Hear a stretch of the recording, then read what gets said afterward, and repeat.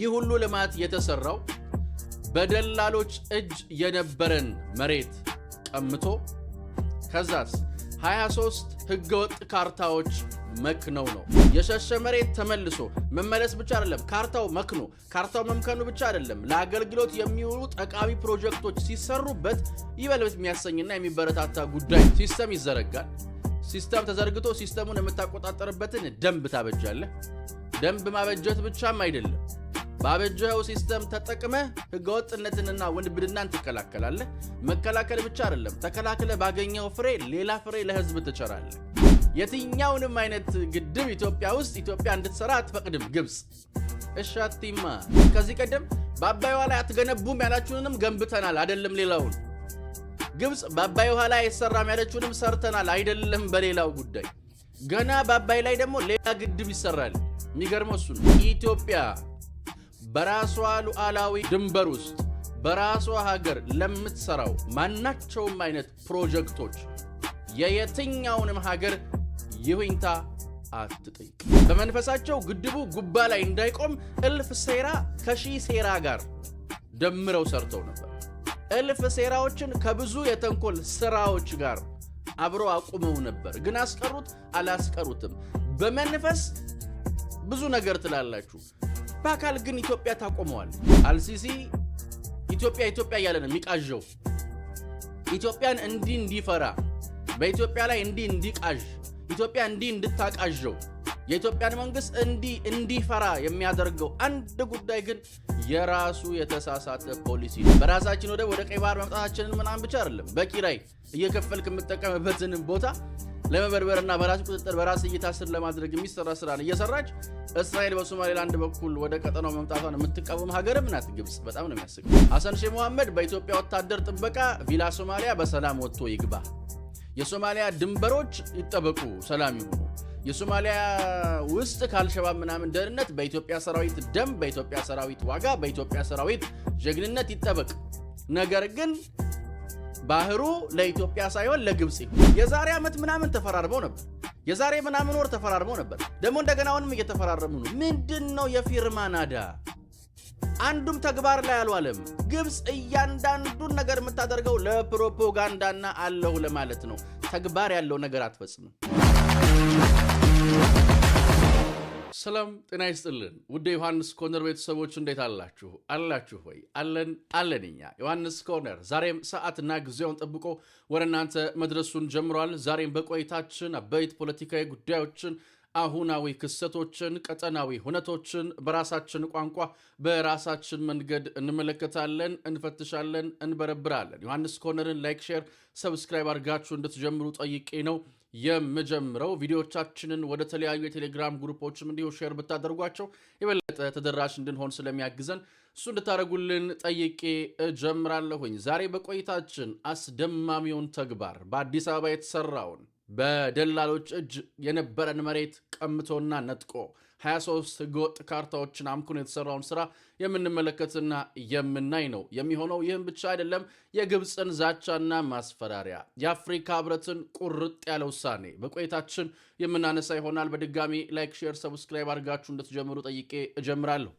እንግዲህ በትላንትናው ዕለት የአዲስ አበባ ከንቲባ ክብርት ከንቲባ አዳነች አቤቤ በጣም በርካታ ፕሮጀክቶችን መርቀው ለህዝብ ክፍት አድርገዋል። የመኪና ማቆሚያዎችን፣ የስፖርት ማዘውተሪያዎችን፣ እዚህ በስክሪኑ ላይ ዝርዝራቸውን የምትመለከቷቸውን በርካታ ለማህበረሰቡ ጥቅም ያላቸውን ፕሮጀክቶች ለህዝብ አበርክተዋል። ከቅርብ ጊዜያት ወዲህ አዲስ አበባ ውስጥ እየተመረቁ ያሉ ፕሮጀክቶችን ጉዳይ ቁጥራቸውን ስትመለከቱት እንደው መሰረተ ድንጋዮቹ ተሰርተው ያለቁት መሰረተ ድንጋዮች እንደው ተለቅመው ለማለቅም ቀላል አልነበሩም ብሎ መናገር የሚቻልበት ሁኔታ ነው ያለው። ነገር ግን ያ በሆነበት ሁኔታ በጣም በርካታ ፕሮጀክቶች እየተመረቁ በጣም በርካታ ፕሮጀክቶች ለአገልግሎት ብቁ የሆኑ ለዜጎች አገልግሎት እየዋሉ እየተመለከትን ነው። በትላንትናው ላይ የተሰራውን ፕሮጀክት ዜና ስከታተል ግን አንድ ቀልቤን የገዛኝ ነገር ተመለከትኩኝ። ይህ ሁሉ ልማት የተሰራው በደላሎች እጅ የነበረን መሬት ቀምቶ ከዛስ 23 ህገወጥ ካርታዎች መክነው ነው። ይህ በጣም የሚያስገርም ጉዳይ ነው። በነገራችን ላይ እነዚህ መሬቶች ከነጠቁ ከቀሙ ከወሰዱ በኋላ መንግስት ለኢንቨስትመንት ማዋል ይችላል፣ ሌሎች አገልግሎቶች የሚውሉበትን እድል መመቻቸት ይችላል ምናምን። ግን መሬት በራሱ ሀብት ነው። ያንን የሀገር ሀብት ከወንበዴና ከነጣቂ ላይ ከህገወጥ ሰዎች ላይ ነጥቆና ቀምቶ ማቆየት ብቻ አይደለም፣ እዛ ሀብታችን ላይ ሌላ ሀብትና መዋለ ንዋይን አፍስሶ ለዜጎች እንደዚህ ምቹ የሆኑ አገልግሎት መስጫ ተቋማትን አገልግሎት የሚሰጡ ሁናቴዎችን መመረቅና መስራት በጣም መበረታታት ያለበት ጉዳይ ነው። 23 ካርታ ቀላል ጉዳይ አይደለም። 23 ካርታዎች መክነው በደላሎች እጅ የነበሩ መሬቶች ተነጥቀው ይሄ መንግስታዊ ውስጥ የተሰገሰጉ ሰዎች የሚሰሯቸው ሁኔታዎች ራሱ ምን ያህል እየጸዱ እንደሆነ እናቃለን። ስንቱ ተሞዳምዶና ተጃልሶ መሬትን የሚያሸሽበትን ምናምን ሁኔታ ያ ተሻሽሎ የሸሸ መሬት ተመልሶ መመለስ ብቻ አይደለም፣ ካርታው መክኖ ካርታው መምከኑ ብቻ አይደለም፣ ለአገልግሎት የሚውሉ ጠቃሚ ፕሮጀክቶች ሲሰሩበት ይበልጥ የሚያሰኝና የሚበረታታ ጉዳይ ነውና የከተማ አስተዳደሩ ይህንን መስራቱ ሊያስመሰግነው የሚገባል። ከመሬት ጉዳይ ጋር በተያያዘ በነገራችን ላይ ቅርብ ቀናት ክቡር ጠቅላይ ሚኒስትሩ ከጂኦስፓሻል ጋር በተያያዘ ሐሳብ ሲሰነዝሩ ሰምታችኋቸዋል። ሸገር ላይ 100 ካርታ ያለው ሰው አግኝተናል ሲሉ ሰምታችኋል። ከዛም በላይ ኧረ በጣም የሚያስገርም ነው። ውንብድን ነው፣ ዝርፊያው በልተው የማይጠግቡ ቀፈት አልባ ሰዎች አሉ። እነዛን ሰዎች እየተቋቋመ ነው ልማት የሚሰራው። ለሱ ደግሞ ማስረጃ የነዛም ሰዎች እጅ እየተቆረጠ መሆኑን የሚያጽናልንና የሚያስረዳልን ጉዳይ አንዱና ዋነኛው ይሄ ነው። 23 ካርታዎች መክነው በደላሎች እጅ የነበሩ መሬቶች ተመልሰው ነው ይሄ ልማት የተሰራው እና ይሄ ይበል የሚያሰኝ ጉዳይ ነው። በእውነቱ ይሄ ማይጠግቡ ማይጠረቁ ሰዎችን እጅ መቁረጥንም ዝም ብሎ አይመጣማ። ሲስተም ይዘረጋል። ሲስተም ተዘርግቶ ሲስተሙን የምታቆጣጠርበትን ደንብ ታበጃለህ። ደንብ ማበጀት ብቻም አይደለም፣ ባበጀኸው ሲስተም ተጠቅመህ ህገወጥነትንና ውንብድናን ትከላከላለህ። መከላከል ብቻ አይደለም፣ ተከላክለህ ባገኘው ፍሬ ሌላ ፍሬ ለህዝብ ትቸራለህ። ይህ በጣም በጣም በጣም እንደው በጎ ነው። እንደው ሾላ በድፍኑ ብለን የምንደፍነው ጉዳይ አይደለም እና ይበል የሚያሰኝ ጉዳይ ነው። በጣም በጣም ይበል የሚያሰኝ ጉዳይ ነው። ከተሰራው ፕሮጀክት በላይ በራሱ ይሄ በጣም ጮክ ብሎ የሚናገር ነው። ፕሮጀክቱ በራሱ ጮክ ብሎ ይናገራል። ፕሮጀክቱ በራሱ ያወራል። ይሄኛው ደግሞ ተራ ፕሮጀክት ብቻ እንዳለ አይደለ፣ የትንፍጩ ዱቄቱን አምጩ አይደለም። እንዴት እንደመጣ ራሱ ስትመረምሩትና ስታዩት 23 ካርታ ቀላል ጉዳይ አይደለም። በህገወጥ በደላሎች እጅ የነበረ መሬት መሆኑ ቀላል ፍቺ ያለው አይደለም። ከነበሩት ስራዎችም አንጻር የምታቃልለው አይደለምና አሰራሩም ስራውም ሁለቱም ጮክ ብለው የሚናገሩ ተስፋንም የሚጭሩ ናቸው። እየተሰሩ ያሉ ስራዎች ውንብድናን፣ ስርዓት አልበኝነትን መግታት ብቻ ሳይሆን በገታኸው ስርዓት አልበኝነት ባገኘኸው ፍሬ ላይ ሌላ ፍሬ፣ በእንቅርት ላይ ጆሮ ደግፍ ሳይሆን በበረከት ላይ በረከት፣ በበጎ ነገር ላይ በጎ ተግባር፣ በበጎ ተግባር ላይ ሸጋ ፍሬ፣ በሸጋ ፍሬ ላይ የህዝብ ርካታን መውለድ ስትችል ያኔ እንትን ይላል ማለት ነው። ስለዚህ ይሄ በጣም በጣም ይበል የሚያሰኝ ነው እና ከተማ አስተዳደሩ ይሄን መስራቱ ሊያስመሰግነው የሚገባ ነው። እንደዚህ አይነት ንጥቂያዎች ያስፈልጋሉ። ይሄ ደላላ ነኝ ምንድነኝ የሚል ህገወጥ እያደረገ ለመስራትና ለመጠቃቀም ልማትን ለማዘግየት የሚሞክርን አካል እንትን ማለት ነውና በጣም ይበል የሚያሰኝ ነው። መበርታት ያለበት ነው። በጎ ተግባር ነው። ፕሮጀክቶቹም ይበል የሚያሰኙ ናቸውና እሱን ለማንሳት ነው ይህንን ጉዳይ ያመጣሁት። ሌላው እንድንመለከተው የምፈልገው ጉዳይ የግብጽ ጉዳይ ነው። ግብጽ ከዚህ ቀደም በአባይ ላይ የሚሰራ የትኛውንም ግድብ እኔን ሳታማክሩ አትሰሩም፣ ያለ እኔ ፍቃድ መሰራት የለበትም የሚል መሟገቻ ነበር የነበራት።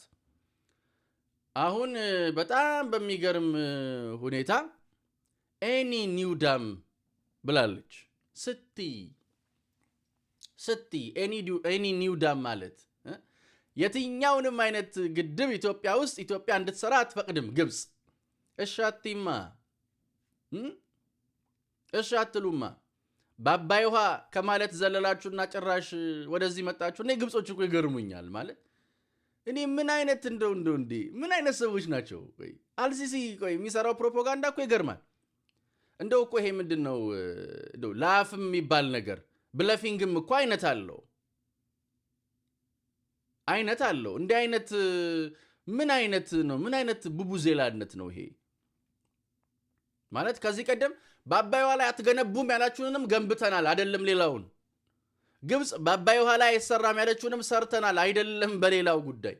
ገና በአባይ ላይ ደግሞ ሌላ ግድብ ይሰራል። የሚገርመው እሱ ነው። ግን አሁን እንደው አይናቸውን አፍጥጠው መጥተዋል። ኤኒ ኒው ዳም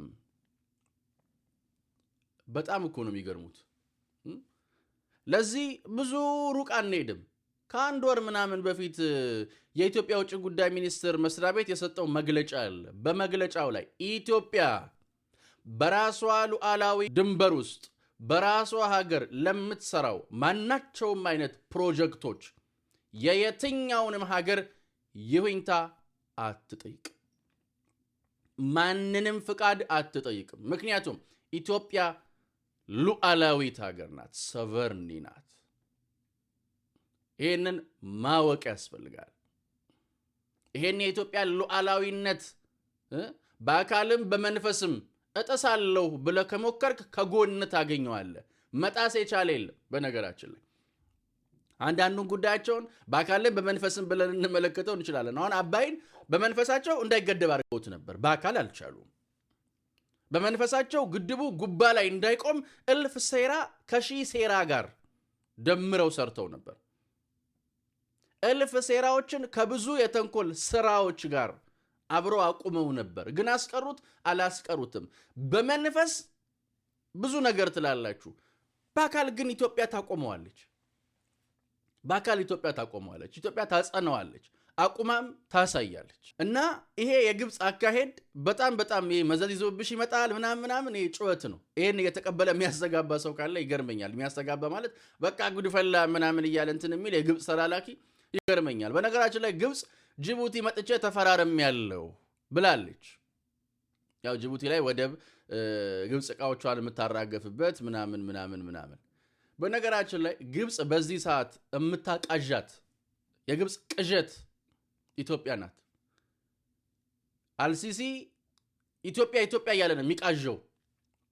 ኢትዮጵያን እንዲፈራ በኢትዮጵያ ላይ እንዲቃዥ ኢትዮጵያ እንድታቃዠው የኢትዮጵያን መንግስት እንዲፈራ የሚያደርገው አንድ ጉዳይ ግን የራሱ የተሳሳተ ፖሊሲ ነው። ለምሳሌ አሁን ከጅቡቲ ጋር ተፈራረምን አሉ። የዛሬ ዓመት ምናምን ተፈራርመው ነበር። የዛሬ ምናምን ወር ተፈራርመው ነበር። ደግሞ እንደገና አሁንም እየተፈራረሙ ነው። ምንድነው የፊርማ ናዳ? አንዱም ተግባር ላይ አልዋለም። ግብፅ እያንዳንዱን ነገር የምታደርገው ለፕሮፓጋንዳና አለሁ ለማለት ነው። ተግባር ያለው ነገር አትፈጽምም። መሬት ላይ ያለ ነገር አትፈጽምም። አሁን ለምሳሌ ግብፅ ወደብ ሳታጣ እቃዋን የምታራግፍበት ቦታ ሳታጣ ምን ልትሆን ነው ጅቡቲ መታ እቃ አራግፋለሁ የምትለው? ለዛውም ኢትዮጵያ እቃዎቿን በምታራግፍበት ቦታ ላይ አታረገውም እንጂ ብታደርገው ወደ ኢትዮጵያ የሚገቡ ጉዳዮችን ምናምን ለማየት ለመመርመር ተጠጋግቶ እንትን ለማለት ከዛም ከፍ ብሎ የኢትዮጵያን እንትኖች ለማወቅም ጭምር አስባ የምታረገው ነው። ግን አተገብረውም። ይሄ ግብፅ ዝም ብሎ ነው። ይሄ ጫጫታ ነው።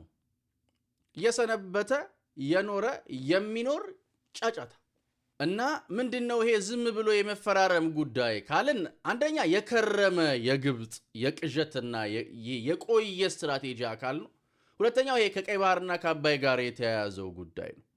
እስከ ዛሬ ግብፅ በዚህ ዙሪያ የምትሰራቸውን ሴራዎችም ደባዎችም ምናምን መከላከል ሳይፈልጉ ቀርተው አሊያም ደግሞ መከላከል እየቻሉ አቅሙ ሳይኖራቸው ቀርቶ ብቻ ምክንያታቸው ምንም ይሁን አቅም ያልነበራቸው መንግስታት በተፈጠሩበትና አቅሜን አደረጃለሁ የምትልበት ሰዓት ኢትዮጵያ ዶክተር አብይ አህመድ አሊ የሚባሉ ጠቅላይ ሚኒስትር አገኘች። እሳቸው ደግሞ ቀይ ባህርንም አባይንም አጠንክረው ይዘው ግብፅ ላይ ዱብዳ መጡባት።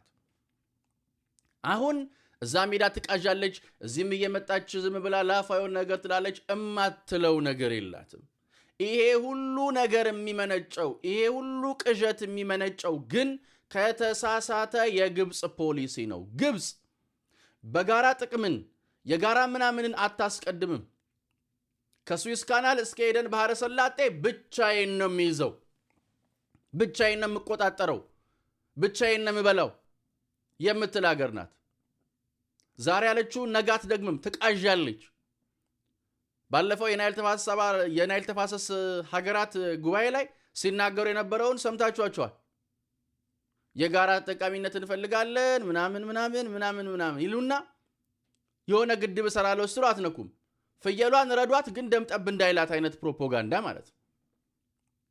ፍየሏን እንትን በሏት ግን አንዳች ነገር እንትን እንዳት በቃ እያንዳንዱ ሐሳባቸው ከተሳሳተ የፖሊሲ ሐሳብ ነው የመነጨው። ግብጽ እዚህም እዛ ሜዳ ሴራ መጎንጎን አይጠበቅባትም። በቃ የጋራ ጥቅምን ያስቀደመ አካሄድ ነው መያዝ የሚገባት። ፖሊሲዋን ነው መለወጥ ያለባት እንጂ ድንገት ትነሳና አሁን በቀደም ዕለት እኛ ከኢትዮጵያውያኖች ጋር ወዳጆች ነን ምንም እንትን እንድን አልፈልግም ሰላም ነን ምናምን ከዛ ደግሞ ትላንትና ደግሞ መጣ ምንም አይነት ግድብ እንድትሰሩ አልፈቅድላችሁ። ምን አርጉ ነው የምትይን እንዴ? ምንድን ነው የምትሉን? ማስቀረት ቢችሉ ጉድ ያፈሉ ነበር እኮ። ስለማይችሉ እኮ ጠዋት ማታ የሚያወሩት ጠዋት ማታ የሚደሰኩሩት ስለማይችሉ ነው። ቢችሉ ሌላ ጉድ ይፈጥሩ ነበር። እነዚህ ግን አይችሉም። እንደሚላላኩላቸው ሰዎች ናቸው እነሱም ከምኑም የሉበት እና ይሄ ዛቻም ማስፈራሪያም እያንዳንዱ ጉዳይ የኢትዮጵያን አቅም ካለማወቅ ነው። የራስንም ፖሊሲ ውስጡን ካለመመርመር የሚመነጭ ነው። ቢያስፈራሩን ቢዝቱብን ምን ቢሉን ኢትዮጵያ የምትለውጠው ጉዳይ የለም። ጅቡቲ ቢመጡ ምን ቢመጡ እዛ ቢሄዱ ምንም የሚለውጡት ጉዳይ የለም። ምንም።